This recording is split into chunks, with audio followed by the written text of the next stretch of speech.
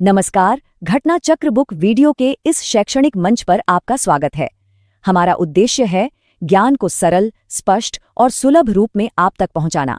आइए आरंभ करते हैं अध्ययन और सफलता की इस यात्रा को। भारत सरकार की जो पूरी मशीनरी है उसे समझना कई बार एक बड़े पहेली जैसा लगता है ना।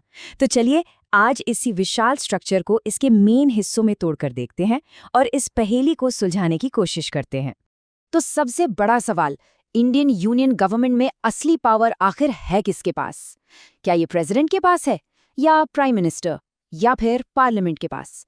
जवाब शायद वैसा ना हो जैसा ज्यादातर लोग सोचते हैं। अच्छा, तो इस पावर के पूरे खेल को समझने के लिए हम एक एक करके आगे बढ़ेंगे। सबसे पहले बात करेंगे दूसरे सबसे बड़े पद की, फिर देखेंगे कि रियल एग्जीक्यूटिव पावर किसके हाथ में है।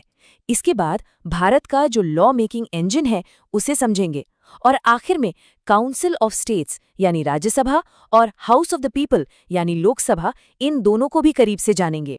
तो ठीक है, शुरू करते हैं अपने पहले पड़ाव से, उपराष्ट्रपति। ये पद सुनने में जितना सीधा साधा लगता है, असल में उससे कहीं ज्यादा दिलचस्प है। भारत के वाइस प्रेसिडेंट का पद ये देश का दूसरा सबसे बड़ा कॉन्स्टिट्यूशनल ऑफिस है, और इसका idea United states of America से इंस्पायर्ड है। हमारे संविधान का आर्टिकल 63 इस पद की नींव रखता है, पर यहाँ एक ट्विस्ट है। आर्टिकल 64 कहता है कि जो भी वाइस प्रेसिडेंट होगा वो राज्यसभा का एक्स ऑफिशियो चेयरमैन भी होगा। मतलब एक ही व्यक्ति दो दो बड़ी जिम्मेदारियां। अब सवाल उठता है कि ये एक्स ऑफिशियो चेयरमैन यानी पदेन सभापति, इसका मतलब क्या है? देखिए, इसे आसान भाषा में समझें तो ये कुछ by one get one free offer जैसा है। मतलब जो भी व्यक्ति भारत का उपराष्ट्रपति बनता है उसे राज्यसभा के चेयरमैन की कुर्सी ऑटोमैटिकली मिल जाती है। इसके लिए कोई अलग से चुनाव या अपॉइंटमेंट नहीं होता। चलिए वाइस प्रेसिडेंट के पद से आगे बढ़ते हैं और अब चलते हैं पावर के उस असली सेंटर की तरफ जहां देश के सबसे बड़े फैसले लिए जाते हैं। देखते हैं कि रियल एग्जीक्यूटिव पावर आखिर है किसके हाथ में। देखिए, भारत में गवर्नेंस के लिए वेस्टमिंस्टर मॉडल को फॉलो किया जाता है। अब ये क्या है?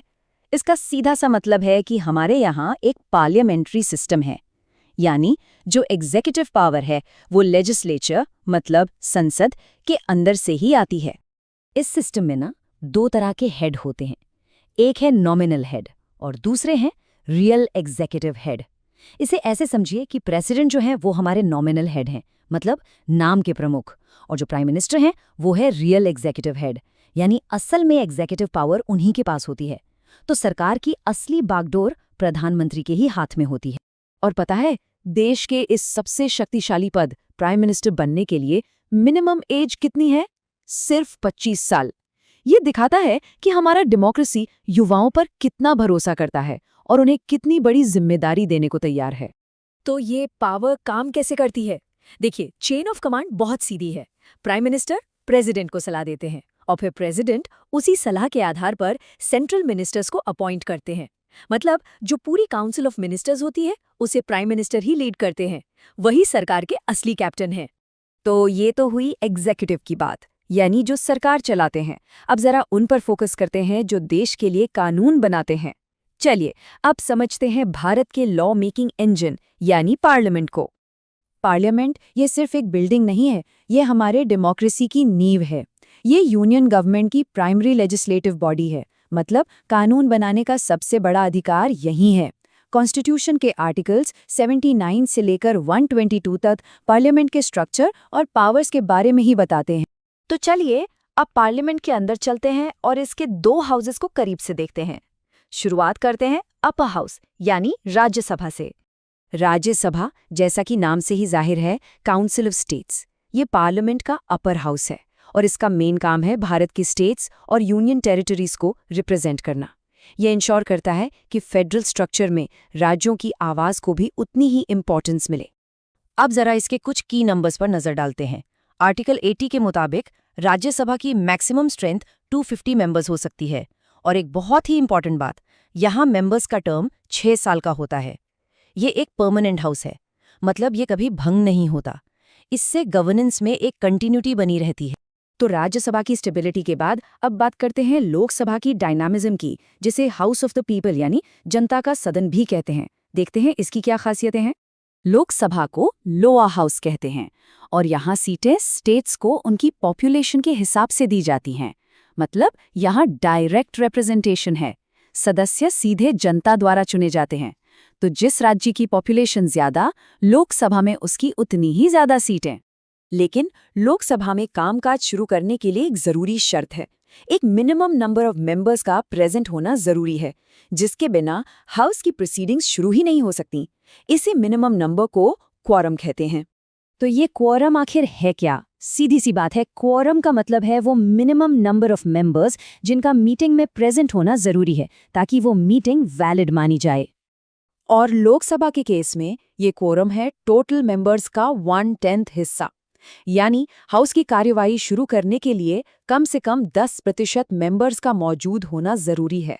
अगर इतने सदस्य नहीं हैं तो बैठक नहीं हो सकती। और इसी लोकसभा से जुड़ा एक बहुत ही अहम हिस्टोरिकल फैक्ट है, मीरा कुमार लोकसभा की पहली महिला स्पीकर बनी। ये हमारे पार्लियामेंट्री हिस्ट्री में एक लैंडमार्क मोमेंट था। तो चलिए इन दोनों हाउसेस को एक साथ रखकर कंपेयर करते हैं। राज्यसभा, जिसे अपर हाउस कहते हैं, आर्टिकल 80 के तहत आता है। इसकी मैक्सिमम स्ट्रेंथ 250 है और मेंबर्स का टर्म 6 साल का होता है। वहीं दूसरी तरफ है लोकसभा यानी लोअर हाउस, जो आर्टिकल 81 के तहत है। इसकी मैक्सिमम स्ट्रेंथ 550 तक हो सकती है और टर्म होता है 5 साल का। तो एक तरफ स्टेबिलिटी है और दूसरी तरफ डायरेक्ट पब्लिक मैंडेट। हिस्ट्री से एक और जरूरी नाम याद रखना चाहिए, एम अनंतसयनम अयंगार। वो लोकसभा के पहले डेप्यूटी स्पीकर थे। ये वो लोग थे जिन्होंने हमारे पार्लियामेंट्री सिस्टम की शुरुआती नींव रखी। तो इस पूरे ब्लूप्रिंट को समझने के बाद एक सवाल जरूर उठता है, भारत का ये जो पूरा सरकारी ढांचा है, क्या ये चेक्स एंड बैलेंसेस का एक बेहतरीन सिस्टम है या फिर ये पावर को कुछ ही जगहों पर कॉन्सेंट्रेट कर देता है? ये एक बड़ा सवाल है और इसका जवाब शायद किताबों में नहीं बल्कि हमारे डेमोक्रेसी के डेली फंक्शनिंग में ही मिलता है।